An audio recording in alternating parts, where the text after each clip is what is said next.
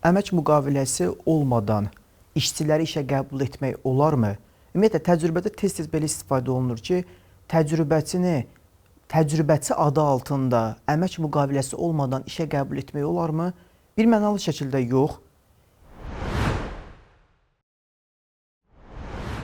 Könüllü fəaliyyət haqqında qanun var ki, könüllü fəaliyyət haqqında qanuna əsasən bir tərəf dövlət büdcəsində maliyyələşən müəssisə, dövlət müəssisəsi olmalıdır ki, digər tərəf işçi kimi əmək haqqı olmadan könüllü formada işə cəlb etmək olar.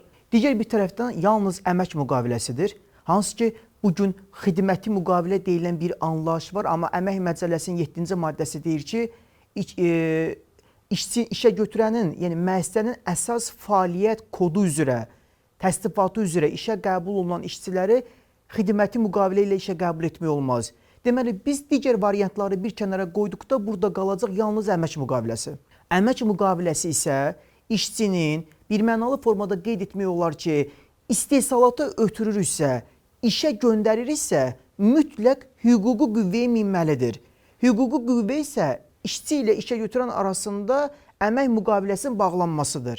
Yeri gəlmişkən qeyd edək ki, əmək müqaviləsi onlayn formatda bağlanır, yəni yazılı formada əmək müqaviləsi bağlanmır.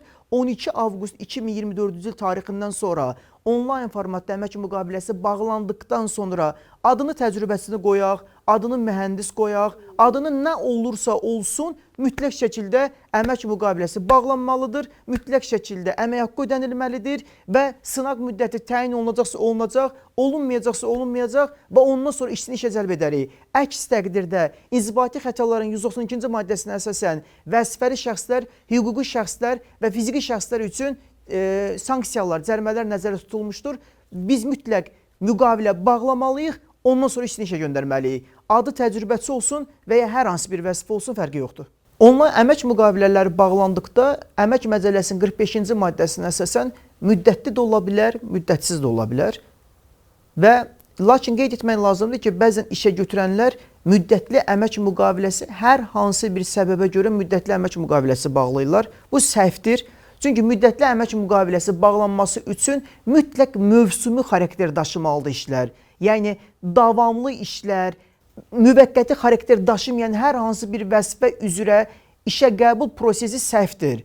Çünki misal deyirəm, şərabçı, üzümçü, pambıqçı, bunlarla bəli, mövsumi xarakter daşıdığına görə biz həmin şəxslərlə müddətli əmək müqaviləsi bağlaya bilərik. Müddətli əmək müqaviləsinin bağlanması üçün 47-ci maddədə qeyd olunubdur əhatə dairəsi. 47-ci maddədən kənar daimi xarakter olan vəzifələr üzrə müddətli yox, müddətsiz əmək müqaviləsi bağlanmalıdır. Bəs niyə görə müddətli əmək müqaviləsinə bu qədər üstünlük edilir?